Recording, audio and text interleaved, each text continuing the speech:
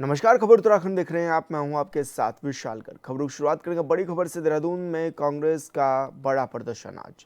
UK triple S paper leak मामले पर सियासी बवाल। कांग्रेस करेगी सीएम आवास का घेराव। पेपर लीक की जांच सीबीआई से कराने की मांग। कांग्रेस बोली हाईकोर्ट जज की निगरानी में जरूरी है। यूके ट्रिपल एस अध्यक्ष गणेश सिंह मौर्तोलिया को हटाने की भी मांग की गई है। लीग परीक्षा रद्द कर नई तारीख घोषित करने पर भी अड़ी है कांग्रेस।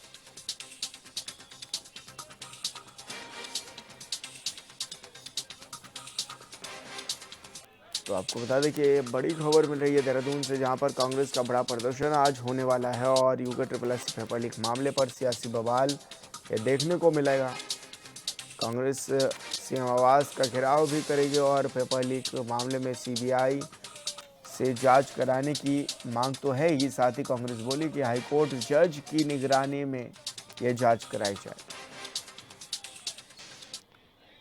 और संवाददाता योगेश आर्य हमारे साथ लाइव जुड़ गए हैं। योगेश, क्या कुछ मांग कांग्रेस की ओर से की जा रही है, क्योंकि मुख्यमंत्री तो पहले ही कह चुके हैं कि सीबीआई जांच कराएंगे इस मामले में। देखिए विशाल, इस पूरे यूके ट्रिपल एससी के मामले को लेकर के जिस तरह से पेपर लीक का मामला सामने आया था, उसके बाद जो है युवाओं का प्रदर्शन रहा। लेकिन उसके बाद जो उनकी मांगे थी सीबीआई की जांच को लेकर के, उन्होंने कहा कि वो उसकी संतुष्टि करते हैं, उसके लिए फिर से मांग करेंगे और बातचीत करके जल्दी ही इसमें सीबीआई जांच करे, उसके लिए प्रयास करेंगे। तो जिस तरह से उन्होंने वहां पर संतुष्टि थी, तो उसके बाद भी देखा जाए तो इसका पूरे मामले का सियासीकरण जो है वो देखने को मिल रहा है। राजनीतिकरण लगातार हो रहा है। कांग्रेस जो है आज इस पूरे प्रकरण को लेकर के मुख्यमंत्री आवास की तरफ कूच करेगी। और आज जिस तरह से ये कार्यक्रम रखा गया है कि 11 बजे जो है कांग्रेस मुख्यालय पर तमाम जो कांग्रेस के पदाधिकारी हैं वो एकत्रित होंगे। प्रदेश अध्यक्ष वहां पर मौजूद होंगे, प्रदेश उपाध्यक्ष होंगे, बड़े लीडर्स होंगे, पूर्व अध्यक्ष होंगे। तो इसी तौर पर तमाम आह्वान किया गया है कार्यकर्ताओं से भारी संख्या में वहां पहुंचे और उसके बाद वह वहां से सीधे जो है मुख्यमंत्री आवास के लिए कूच करेंगे। और उनकी सीधे तौर पर अगर मांगों को लेकर देखा जाए तो वो है कि सीबीआई से इसकी पूरी जो जांच है वो कराई जाए और जो इसके अध्यक्ष है मार्कोलिया उनको जो है हटाया जाए और जो पेपर है उसको इस पेपर को रद्द करके दोबारा से पेपर करने की बात की जाए। तो इस पूरी तीन मांगों को लेकर के आज कांग्रेस जो है मुख्यमंत्री आवास की तरफ कूच करने वाली है और वहां पर जो है इस प्रदर्शन को देखेंगे। लेकिन हालांकि प्रशासन की बात करें तो प्रशासन के तौर पर जो है तमाम जो तैयारियां हैं वो की गई है। उनको पहले ही रोकने के लिए बैरिकेडिंग्स का जो है प्रबंध जो है वहां पर किया गया है। पुलिस बल वहां पर तैनात कर दिया गया है और पुलिस चाहती है कि वह वहीं पर रुके और वहीं से अपने मांग पत्र को जो है जो अधिकारी हैं उनको सौंपे। तो निश्चित तौर पर देखना होगा कि आज किस तरह से जो है प्रदर्शन रहने वाला है, कितने व्यापक तौर पर जो है भीड़ को जुटा पाएगी कांग्रेस, क्योंकि कांग्रेस के सामने भीड़ जुटाने की चुनौती कहीं ना कहीं रहती है कि वहां पर जाए तो बड़ी संख्या में पहुंचे, जिस तरह से उन्होंने आह्वान भी किया। तो देखने वाली बात होगी कि इतनी बड़ी संख्या में जो कांग्रेस के पदाधिकारी है मुख्यमंत्री आवास की तरफ कूच करते हैं। लेकिन योगेश, इससे पहले भी देखा गया कि जब छात्र प्रदर्शन कर रहे थे तो मुख्यमंत्री खुद भी उनके बीच में गए। उन्होंने उनको आश्वासन भी दिया कि सीबीआई जांच होगी। तो जब पूरी बातें हो चुकी हैं, छात्र भी खुश हैं, अब सरकार भी ये कह चुकी है कि सीबीआई जांच होगी, तो क्या ये फिर से दबाव बनाने की कोशिश की जा रही है राज्य सरकार पर, यह प्रदर्शन करके? देखिए विशाल, इसको दो पहलू में समझा जा सकता है। एक तो ये कि कोई ना कहीं इसका पूरा राजनीतिकरण का प्रयास किया जा रहा है और दूसरा ये कि 2027 का चुनाव है तो कांग्रेस चाहती है कि जो भी राजनीतिक तौर पर मुद्दे सामने आ रहे हैं उनको बड़ा मुद्दा बना करके जो है अपने आप को प्रदर्शित किया जाए कि जो कांग्रेस है वो लगातार युवाओं के हित में है। तो इनको दो पहलू में अगर देखा जाए तो कहीं ना कहीं राजनीतिकरण इसका किया जा रहा है कि हालांकि उधर जो दूसरे संघ के लोग थे जो इसे पूरे प्रदर्शन को वहां पर लीड कर रहे थे, उनके ओर से भी कहा गया कि ये लड़ाई जो है वो जारी रहेगी। उन्होंने भी अपनी सूची जारी की थी कि ये लोग जो है हमारे संगठन के लोग हैं और हम इस लड़ाई को जारी रखेंगे जब तक सीबीआई इसमें जांच शुरू नहीं कर देती, प्रारंभ नहीं कर देती और इस पेपर को रद्द नहीं किया जाता। वही तमाम जो उनकी मांग थी उसी को लेकर के कांग्रेस भी अब जो है कहीं ना कहीं इस पर जो है आगे बढ़ रही है। कांग्रेस चाह रही है कि आज जो है पूरे इस पूरे प्रकरण पर जो है कहीं ना कहीं जो है मुख्यमंत्री का आवास का घेराव किया जाए, राजनीतिकरण इस पूरे प्रकरण पर किया जाए ताकि इसका लाभ जो है आने वाले वक्त में 2027 के चुनाव में मिल सके। तो सीधे तौर पर इसको समझा जा सकता है क्योंकि 2027 का चुनाव बेहद नजदीक है और ऐसे में जो है कहीं ना कहीं कांग्रेस चाहती है कि तमाम मुद्दे हैं उनको भुनाया जाए और उसके माध्यम से कहीं ना कहीं अपनी राजनीति को चमकाया जाए।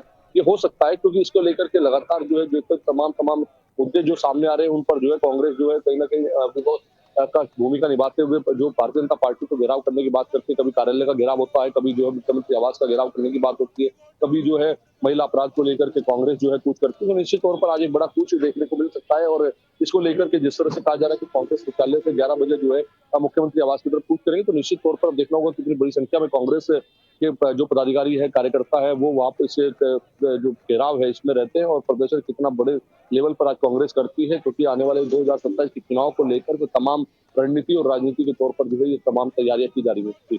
तो क्या छात्रों का भी कुछ कहना है योगेश इस तरह के प्रदर्शन को लेकर, क्योंकि छात्रों की जब मांग मान ली गई तो क्या छात्र भी इस दौरान इनके प्रदर्शन में शामिल होंगे या फिर इनसे दूरियां बनाएंगे?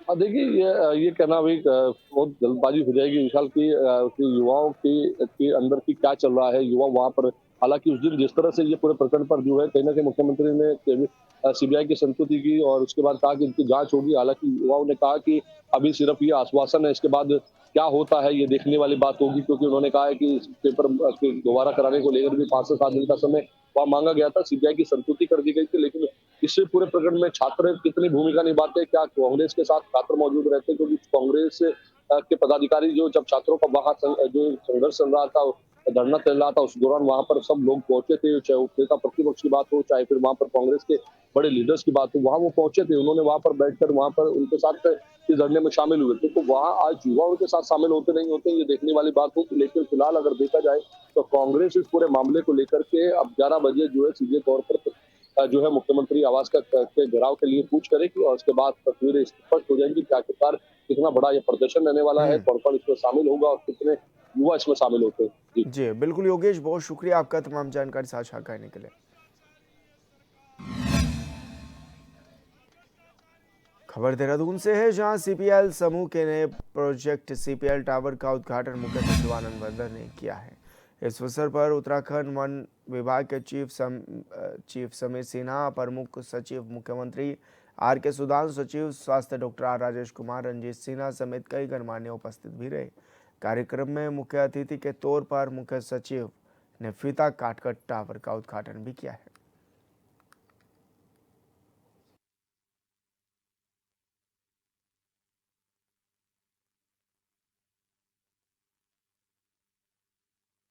आज 2 नए फ्लोर का यहाँ पे शुरुआत की गई है, आपकी तरफ से उसका उद्घाटन किया गया है। अगर हम देखें तो रोजगार की दृष्टि से भी एक कहीं न कहीं एक अवसर है। किस तरह से देखते हैं इसे आप?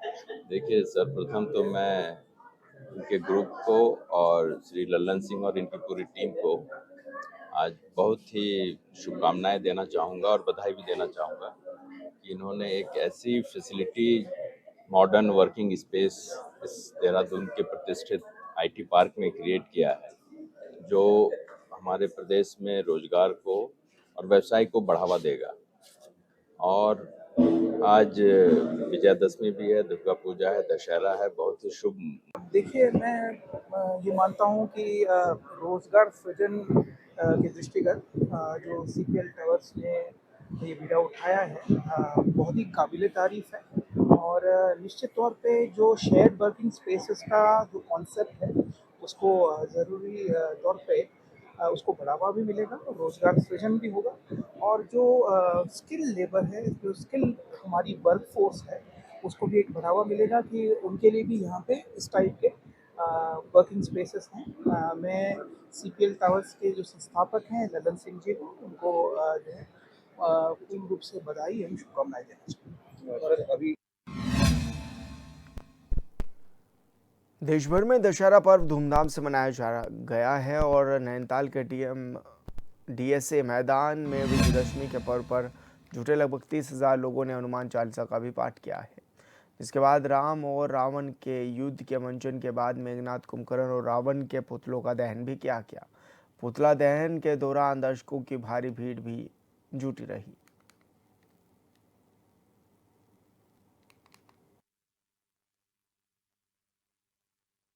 सबसे पहले तो मैं विजयदशमी की आप सबको शुभकामनाएं देना चाहूँगा।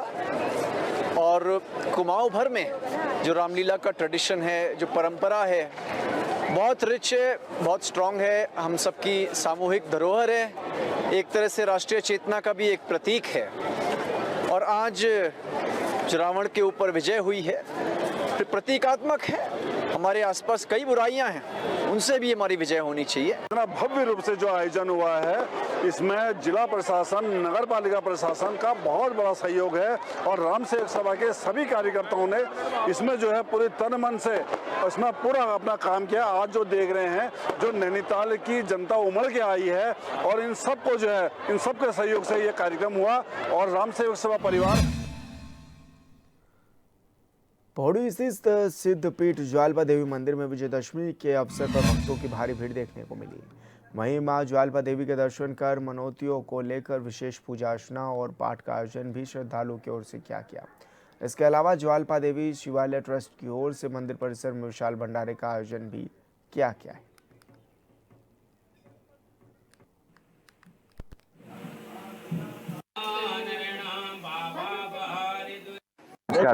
आज को सुनने में आ रहा है, बहुत लोग कह रहे हैं कि इस मंदिर को टीन से ढका जाएगा, पर इसकी आवश्यकता में नज़र नहीं आती। ये मंदिर 1890 में बनवाया गया था और उस ज़माने की जो बेस्ट टेक्नोलॉजी थी उससे बनवाया गया है। कटवा पत्थर मंगवाए गए थे मेरठ से और इसको बहुत ही ढंग से लेकिन पुरातन शैली में बनवाया गया था, जो कि आज तक ही बरकरार है। मंदिर में किसी तरह की कोई लीकेज नहीं है, कोई त्रुटि नहीं है। मंदिर अभी तक ही बहुत ही अच्छी अवस्था में है। तो मंदिर को ढकने की और इतने सुंदर आप देख रहे हैं शैली में बना मंदिर से ढकने की कोई आवश्यकता नजर नहीं आती है। और मंदिर अभी भी बहुत ही सुंदर है। इसके प्रति लोगों की आस्था है और एक इमोशनल कनेक्ट है पूरी सोसाइटी का, सिर्फ अंथालों का ही नहीं, यहाँ आसपास के गाँव सबका, क्योंकि सबने मंदिर को उसी शैली में पिछले 150 साल से देखते आ रहे हैं। तो उसको बदलने की अभी कोई आवश्यकता नहीं नजर आती है। सबसे पहले माँ को चरण स्पर्श प्रणाम। माँ हमारी सबकी मनोकामना पूर्ण करती है। मैं यहाँ पे चमोली जिले से गोपेश्वर से आई हूँ। वैसे तो देहरादून अभी हाल में देहरादून में रहते हैं और मुझे बहुत अच्छा लगा। यहाँ पे बहुत भीड़ भाड़ का हो रखा। माँ देवी की कृपा से सभी लोग यहाँ पर अच्छे से अपनी वो करते हैं और माँ ज्वालपा सबकी मनोकामना पूर्ण करे। यहाँ पे बहुत सारी भीड़ हो रही। नवरात्र की दुर्गा माँ की कृपा से लोग खुशी खुशी यहाँ अपने बच्चों का मुंडन, मनोकामनाएं अपनी माँ को चुन्नी चढ़ाते हैं। हमें बहुत अच्छा लग रहा है यहाँ पे आके। बहुत भीड़ हो रही माँ का आशीर्वाद सब पे बनी रहे। दिनेशपुर में दशमी पूजा के बाद दुर्गा पूजा का समापन हुआ। इस दौरान महिलाओं ने सबसे पहले दुर्गा मां के चरणों और माथे पर सिंदूर लगाया और उन्हें पान के साथ मिठाई भी अर्पित की। इसके बाद उन्होंने एक दूसरे को सिंदूर भी लगाया और परिवार की समृद्धि की कामना भी की है।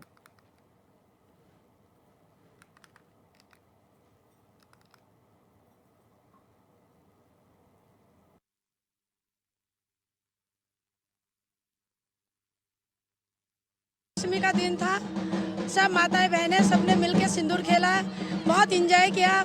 माता के मंदिर में आके सबको आनंद मिला। हमारी बंगाली कल्चर की ये परंपरा दुर्गा पूजा है और हम आशा करते हैं हर साल ये दुर्गा पूजा हमारे लिए शुभ अच्छे से दिन बीते और आए।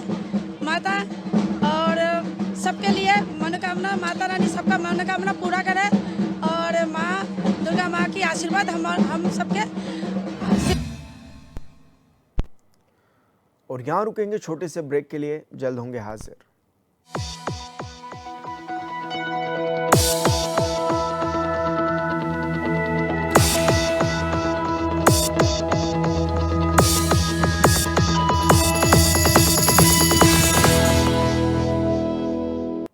ब्रेक के बाद स्वागत है आपका। खबरों में आगे बढ़ेंगे। खबर चक्राता से है, जहां कालसी ब्लॉक के उत्पाल्टा और कुरोली गांव के ग्रामीण दशहरे पर देवदार मैदान में जुटे और अरबी के पत्तों और डंडलों से गागुली युद्ध भी उन्होंने किया है।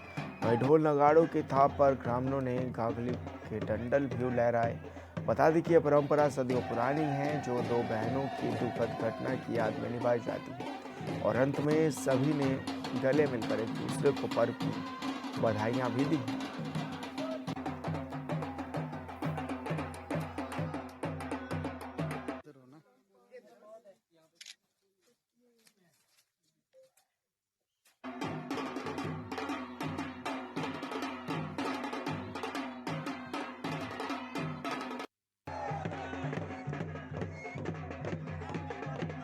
लक्ष्य में मुझे ये कहना है कि ये पुराना जो परंपरा जो हमारे यहाँ पे चली आ रही है, ये थोड़ा इसमें थोड़ा हमें बड़ा दूर पीछे जाना पड़ेगा। जैसे हम लोगों को ये चीज़, ये जो ये परंपरा है, हमको एक लेगेसी में हमको भी मिली है। ये लेगेसी जो है कि अभी भी मतलब जिंदा है। इसके पीछे जो हमारे जो बुजुर्ग थे और जो मतलब हमारी जो ये दंत कथा है उसके आधार पर हम ये बता सकते हैं कि हमारे गांव मतलब दो बिरादरियाँ थी। जैसे एक माना जाए, एक का मुखिया हम जो पठान थे, एक को बेनान थे, शायद दोनों ही परिवार से कुछ महिला है, दो कन्याएं रही होगी। तो उस समय ऐसा रहा होगा कि पानी की आपके समय मतलब ये तो आज के जल जीवन मिशन तो ये सारी व्यवस्थाएं तो आज है, पहले तो पानी की बड़ी किल्लत थी, तो पानी बड़ा दूर से लाना पड़ता था। बहुत ही पुरानी मान्यता है। जब हमारे गांव में रानी मुनि होती थी तो दो जो है वो एक बेनानों के हाल में थी, एक पठानों के हाल में। तो इसके पीछे बहुत पुरानी कहानी है कि वो जो है कुएं में गिर गई थी, जिसके कारण जो है उसका दोषी जो है एक दूसरी हाल को माना गया। तो फिर ये पाप जो है ये मतलब हमारे ऊपर जो है एक तरीके का जो है हम लोग इसे जो है अपने ऊपर शाप मानते हैं, अभिशाप मानते हैं। तो उसे जो है दूर करने के लिए हमारी तरफ से एक पश्चाताप के रूप में जो है हम इसको मनाते हैं गागली यूथ को, क्योंकि जो एक हाल बेनानों और पठानों के दो हालें हैं, तो एक आल जो है दूसरी आल के ऊपर जो है ये इस गागली से जो है वो मारती पीटती है और दिखाती है कि तुमने जो है जो कन्याओं को जो है उन्हें जो है पानी देने के लिए कुएं पे। खबर हरिद्वार से है, जहां बीएचएल सेक्टर 1 रामलीला मैदान में विजयदशमी के अवसर पर 55 फीट ऊंचे रावण के पुतले का दहन किया गया। इस दौरान रामलीला मंच से राम और लक्ष्मण अपने शस्त्र अस्त्र के साथ मैदान में पहुंचे। कार्यक्रम में शिवालिक नगर पालिका चेयरमैन राजीव शर्मा मुख्य अतिथि रहे और मैदान में दर्शकों की भारी भीड़ भी उमड़ी, जिससे उत्सव का माहौल बन गया। वहीं शिव पार्वती के सांस्कृतिक कार्यक्रमों का भी लोगों ने भरपूर लुत्फ उठाया।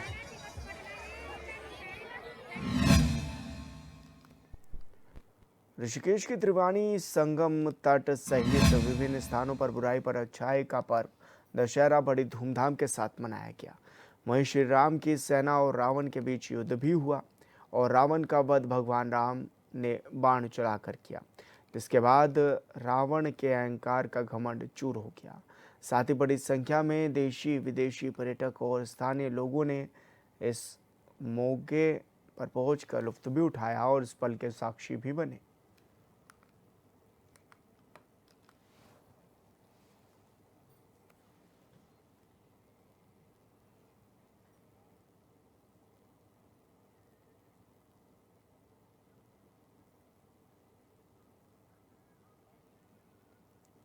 तो बड़ी धूमधाम के साथ दशहरा का पर्व मनाया गया है और ऐसे में राम ने रावण का वध भी किया है। पुतले के दहन पर हजारों दर्शक इस दौरान साक्षी भी बने हैं।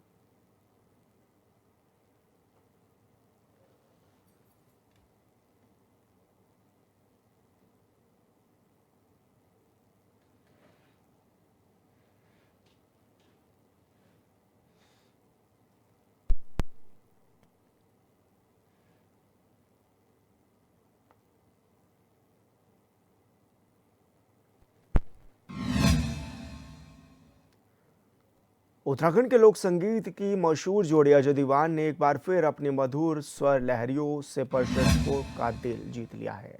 उनका नया गीत धमेली खुजेली रिलीज हो चुका है, जो पारंपरिक झोला चापड़ी शैली में प्रस्तुत भी किया गया है। इस गीत में अजय दीवान के साथ प्रतिभाशाली संगीतकार रंजीत सिंह भी नजर आ रही हैं। गीत में अजय दीवान पारंपरिक लोक वाद्य यंत्र हुड़का बजाते हुए दिखाई दे रहे हैं, जबकि दोनों कलाकार मिलकर झोड़ा गीत की मधुर प्रस्तुति भी दे रही हैं। धमेली खुजेली अपने अनूठे अंदाज और उत्तराखंड की सांस्कृतिक समृद्धि को दर्शाने के कारण सोशल मीडिया पर खूब सराहा जा रहा है। इस गीत को A+ स्टूडियो से रिलीज किया गया है और उसका media partner HNN news channel है। अजय दीवान की जोड़ी हमेशा की तरह इस बार भी अपनी पारंपरिक शैली को आधुनिक रंग में पेश कर सुर्खियां बटोर रही है। आइए इस खूबसूरत गीत धमेली खुजेली का आनंद लें और उत्तराखंड के लोक संगीत की समृद्ध परंपरा को सेलिब्रेट करें।